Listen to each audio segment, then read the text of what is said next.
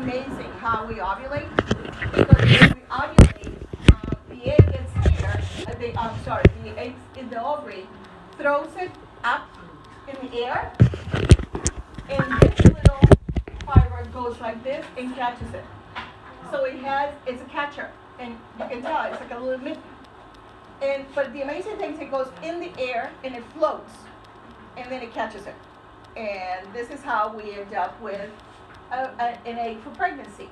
Now, the way it works is, of course, we get periods. When we have a period, normally let's go backwards.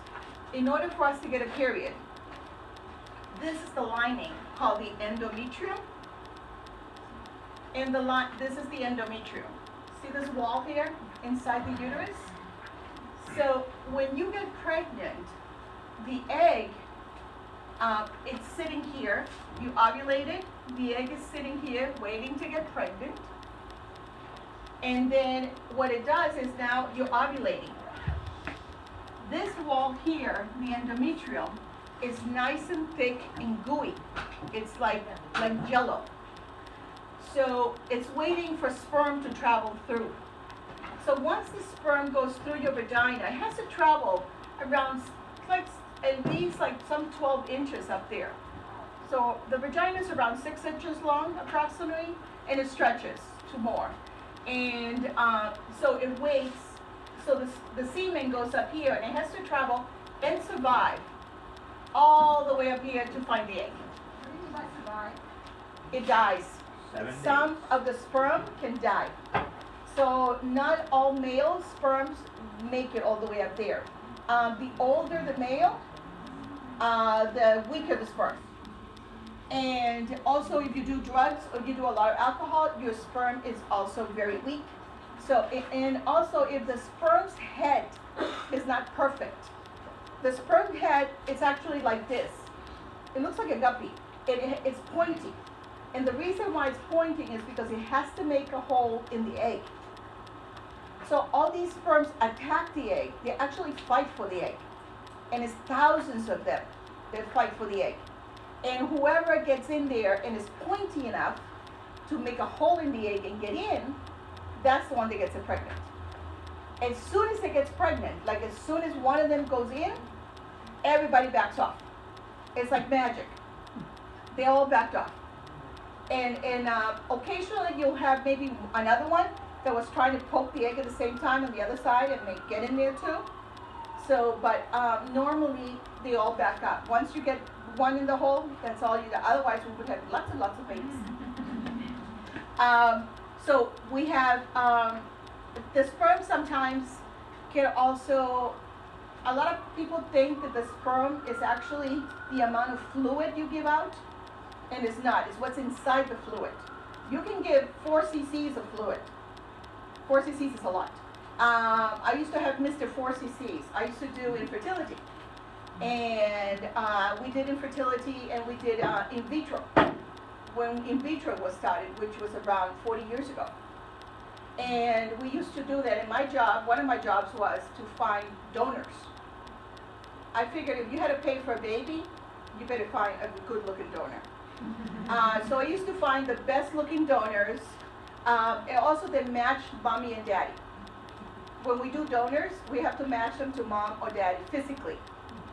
And also make sure that in the history of the family, that let's say there is no blondes or no redheads, if let's say you're brown, because genetically you could come up with a redhead somewhere on the line, so you don't want that. Yeah. So we try to match them, and that's how we did donors. And we did have a Mr. 4 cc's that actually we were able to give, fertilize 3 women with the amount of sperm that he had. He was a young guy, a young resident.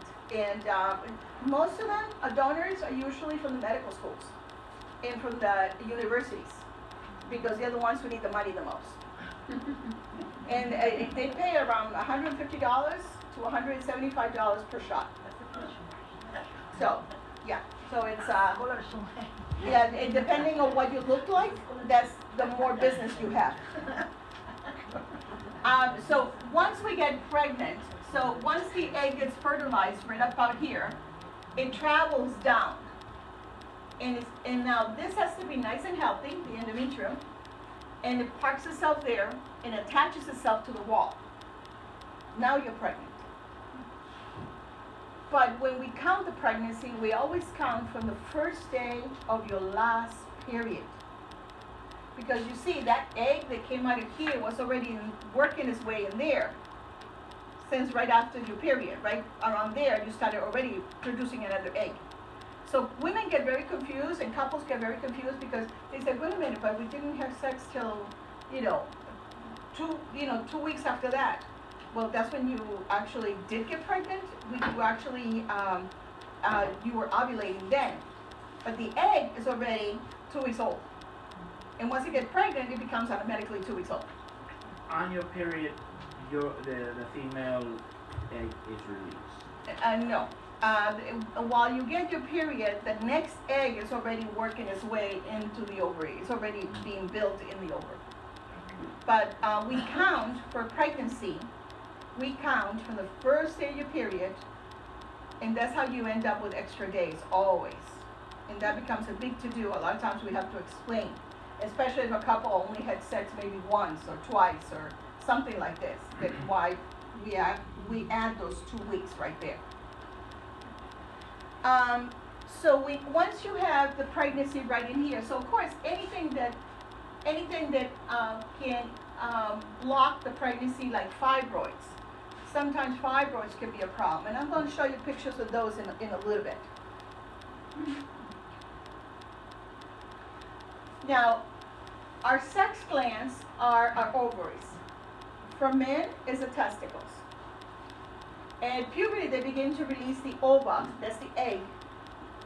And this is how the sex hormones, the estrogen and the progesterone, these are the hormones that make our female body. This is why most of us women don't have hair in our faces or hair in the chest or any of this stuff because of our the amount of estrogen that we have and progesterone. Now, men have estrogen and progesterone, but in very tiny amounts. And we have a little bit of testosterone too, like men, but very tiny amounts. But if we want to do like on a sex change, if we want someone to start looking, let's say a male, to start looking more like a female, we start injecting them with estrogen and progesterone. And the estrogen is what makes their hair start falling out. Let's say if they had like a beard or a lot of facial hair. And also it softens the voice. The voice goes down. Your cheeks and your face start changing because no longer is there the amount of tissue, muscle that we have. They also could lose a lot of the muscle that they normally have in the chest and in the shoulder area, because the estrogen is what makes us look different from men in the shape. What do you mean by synthesize the sex hormone? They release it, synthesize it. It works it in the system. It makes it work. How it gets absorbed and how it gets directed. So each egg, every month, we produce an egg, ova, ovum, and it's released by the ovary and it travels up the fallopian tube and down to the uterus. If the egg is not fertilized, then you get your period. The egg didn't have a place to go, didn't get pregnant, and then you start getting your period. So that endometrium just washes away. That's the blood that we see every month. It just washes away. The uterus is located in the pelvic cavity, surrounded by the pelvic bones. So our space in the pelvic bone is wider than men because of the pregnancy. It's also shallower in women than in men in order to allow the uterus to grow when pregnant. So it sort of sits right in there, but the baby has to fit the pelvic bone. So the pelvic bone has to have, sometimes women have to have a cesarean section because that opening in the pelvic bone is too narrow. And the baby's head cannot go through and go into the vagina. So they get stuck there, so they're not able to. So we call that a cephalic disproportion. And sometimes when we see that a woman's baby is too big for her or it looks pretty big, when we do an ultrasound, we also check about the pelvic bone and see if there's enough room in there for a natural birth. Otherwise, they have to have a cesarean section. In the old days, a lot of women used to die at birth because the babies couldn't come out, because the babies were so large that the bone didn't allow them, so the women would die. The baby would die and the women would die. And that's why cesarean sections are so much more, nowadays we do more cesarean sections than ever. Because nowadays we don't take the, let's say like using of the forceps as lightly as we used to. Before we used to do a lot of forceps. We have vacuums now instead of forceps. There's still states that still use the forceps. We can still use the forceps, but we prefer to use like the vacuum, sort of just because the vacuum holds onto, this is the skull of the baby, the vacuum's like this, and it goes like this, and it pulls from the bone itself, instead of like the spoons that pull and grab the baby's head and pulls it out. And they don't know how it's squishing the brain or the head. So we have vacuums, and let's say your baby, you've been in labor for a long time, you're pushing for a long time, and this kid's not coming out. We now have monitors that we put on women from the beginning till the end. And that monitor tells us if the baby's in trouble, if the baby's what we call under stress. If the baby's under stress, we normally, we monitor the baby very closely, because if the baby's under stress, we need to take the baby out before something bad happens to the heart. That means that the labor is too hard on the baby's heart. And maybe they have been in labor for too long. So a cesarean section is necessary. But before we do that, we want to make sure the baby's getting enough oxygen. If the labor has been very long, so we put this little thing right here in the skull. It looks like a little safety pin. So we poke the baby right in there, right at the skin, and we put this little monitor. Is an oxygen monitor. Inside the mom. And yes, and usually we can see the head, but we cannot, it's not coming out. So we can go in and put the monitor in. It's just like hook it up a little bit. And babies can't feel at that point of the game.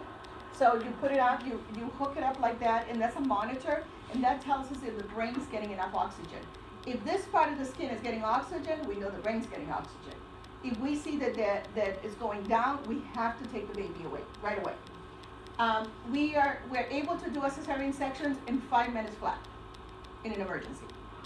We literally go in, cut, open, take out. We don't worry about sizes, we don't worry about anything, we just go in and out. And then we worry about suturing and fixing whatever we cut in order to save the baby. And they're usually pretty good about doing that. They have a lot of practice in taking out a baby in an emergency like that. Yes.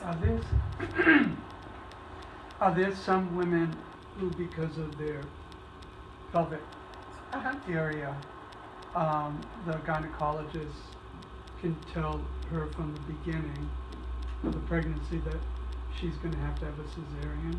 And not at the beginning. Usually we can tell more once you get to around 7 months, unless the woman was born with some abnormality in the bone structure in the pelvic area. But usually around the 7-8 month, we start seeing the size of the baby. Because babies don't gain a lot of weight till towards the end.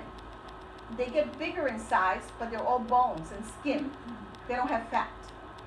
So they don't weigh much. They weigh around maybe 1 to 2 pounds. And then when you're around 7 months pregnant, babies are usually around 4 to 5 pounds. And then the last 2 months is when they start gaining like a pound a week. I mean, a pound a month kind of thing, or a pound, or half a pound a week.